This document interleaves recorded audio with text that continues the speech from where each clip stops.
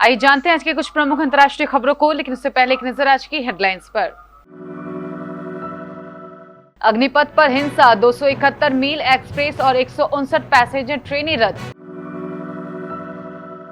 केंद्रीय सशस्त्र बलों और असम राइफल्स में अग्निवीरों के लिए आरक्षित होगी 10% सीटें, उम्र सीमा में भी मिली छूट। गिरफ्तार शार्प शूटर संतोष यादव से पुलिस को मिले 13 हथियार।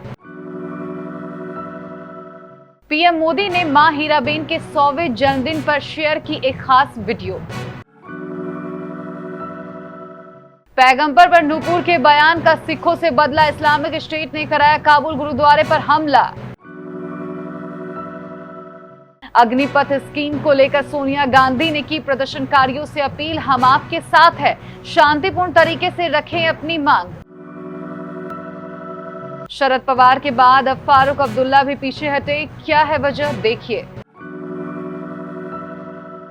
मोदी सरकार बेच रही गोल्ड बॉन्ड, सिर्फ 5,041 रुपए में खरीदने का मौका। काफी खौफनाक है फिल्म शमशेरा में रणबीर कपूर का लुक, आपने देखा क्या? दिनेश कार्तिक ने तोड़ा एमएस धोनी का रिकॉर्ड।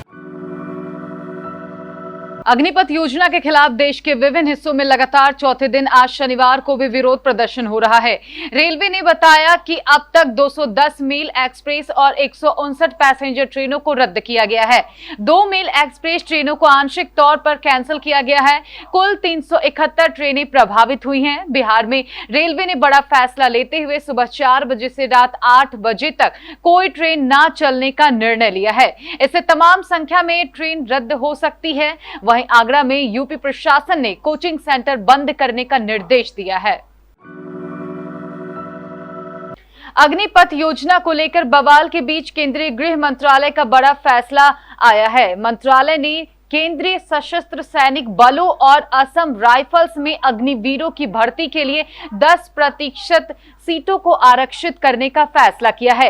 इसके अलावा अर्धसैनिक बलों और असम राइफल्स में भर्ती के लिए अग्निवीरों को तय ऊपरी आयु सीमा से 3 साल की छूट दी जाएगी। अग्निवीर के पहले बैच के लिए उम्र में छूट निर्धारित ऊपरी आयु सीमा से 5 वर्ष के लिए होगी। सिद्धू मूसेवाला हत्या मामले में गिरफ्तार शार्प शूटर संतोष यादव के पास से पुणे पुलिस को 13 हथियार मिले हैं। सूत्रों से मिली जानकारी के मुताबिक संतोष ने ये 13 वेपन मध्य प्रदेश से मंगवाए थे। बताया जा रहा है कि इन वेपनों को मंगाने के लिए संतोष ने 2 गुर्गों को मध्य प्रदेश भेजा था। पुलिस से मिली जानकारी के मुताबिक ये उसी समय की बात है जब मूसेवाला की हत्या हुई थी। महाराष्ट्र पुलिस के एक अधिकारी ने बताया कि इस वेपन का हम ब्लास्टिक टेस्ट करेंगे, जिससे पता चल सकेगा कि इसमें से किसी वेपन का इस्तेमाल मूसेवाला हत्याकांड में हुआ था या नहीं। प्रधानमंत्री नरेंद्र मोदी ने शनिवार को अपनी मां हीराबेन मोदी के 100वें जन्मदिन पर गुजरात की राजधानी गांधीनगर स्थित उनके घर जाकर मुलाकात की और उनका आशीर्वाद लिया। उन्होंने मां के जन्मदिन पर एक ब्लॉग भी शेयर किया है। नरेंद्र मोदी वेबसाइट पर प्रकाशित इस ब्लॉग में नरेंद्र मोदी ने अपनी मां से जुड़ी ढेरों यादें साझा की है। साथ ही पहली बार अपने पिता का जिक्र भी किया है। उन्होंने लिखा है कि मां ये सिर्फ एक शब्द नहीं है, जीवन की ये वो भावना होती है जिसमें स्नेह, धैर्य, विश्वास कितना कुछ समाया होता है। आज मैं अपनी खुशी, अपना सौभाग्य आप सबसे साझा करना चाहता हूँ। मेरी मां हीराबेन आज 18 जून को अपने 100वें वर्ष में प्रवेश कर रही है, यानी उनका जन्म शताब्दी वर्ष प्रारंभ हो रहा है। अफगानिस्तान की राजधानी काबुल में सिखों के गुरुद्वारा करते परवान पर भीषण आतंकी हमला हुआ है। इस हमले में कम से कम 2 लोग मारे गए हैं। इस हमले की जिम्मेदारी आतंकी संगठन इस्लामिक स्टेट के आईएसकेपी धड़े ने ली है। आईएसकेपी ने कहा कि सिखों पर यह हमला पैगंबर पर बीजेपी नेता नूपुर शर्मा और नवीन जिंदल के लिए अपमानजनक बयान के जवाब में किया गया है। बताया जा रहा है कि हैंड ग्रेनेड और राइफलों से लैस आतंकी गुरुद्वारा के अंदर घुस गए और एक के बाद एक कम से कम 13 विस्फोट किए।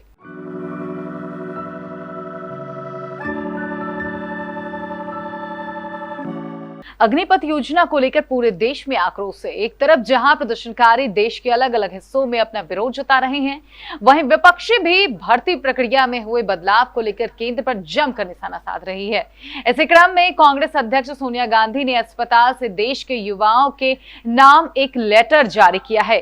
उन्होंने देश के युवाओं को संबोधित करते हुए कहा, मुझे दुख है कि सरकार ने आपकी जवाब को नजरअंदाज किया और एक नई योजना की घोषणा की जो पूरी तरह से दिशाहीन है।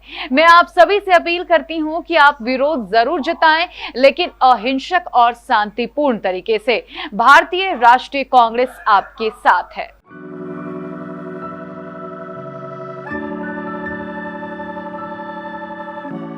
राष्ट्रपति चुनाव में विपक्ष के दो नेताओं ने मैदान में उतरने से साफ इनकार कर दिया है। सबसे पहले एनसीपी नेता शरद पवार ने चुनाव लड़ने से मना किया और अब नेशनल कॉन्फ्रेंस के मुखिया और जम्मू कश्मीर के पूर्व मुख्यमंत्री फारूक अब्दुल्ला ने भी अनिच्छा जाहिर की है। फारूक अब्दुल्ला की ओर से जारी एक बयान में कहा गया है कि वह ममता बनर्जी के आभारी हैं कि उन्होंने राष्ट्रपति चुनाव के लिए उनके नाम को आगे बढ़ाया और साथ ही उन नेताओं को भी धन्यवाद जिन्होंने समर्थन देने का वादा किया है।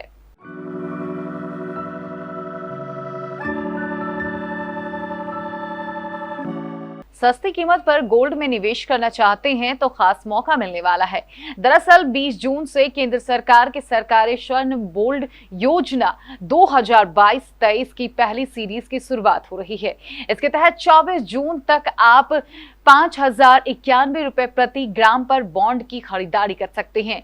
वहीं ऑनलाइन या डिजिटल माध्यम से आवेदन और भुगतान करने वाले निवेशकों को 50 रुपए प्रति ग्राम छूट मिलेगी।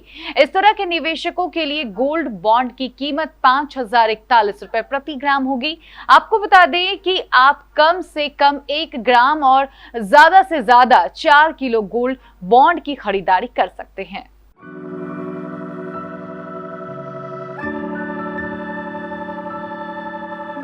रणवीर कपूर, वानी कपूर और संजय दत्त अभिनीत फिल्म शमशेरा साल 2022 की बहुप्रतीक्षित फिल्मों में से एक है। दर्शकों के बीच इसका क्रेज देखते हुए हाल ही में मेकर्स ने इसका टीजर जारी किया था।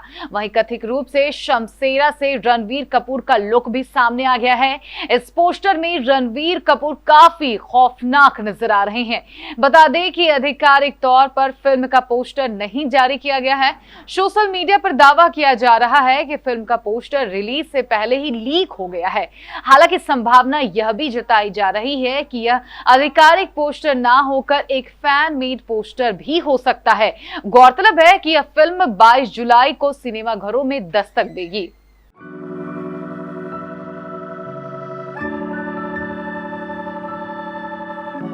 दिनेश कार्तिक ने शुक्रवार को राजकोट के मैदान पर तबाही मचाई। साउथ अफ्रीका के खिलाफ डीके ने 27 गेंदों में 9 चौके 2 छक्के ठोक 203 से ज्यादा के स्ट्राइक रेट से 55 रन जड़ दिए।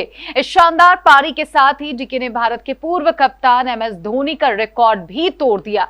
दिनेश कार्तिक एमएस धोनी को पीछे छोड़ते हुए T20I अर्धशतक बनाने वाले सबसे उम्रदराज भारतीय क्रिकेटर बन गए हैं।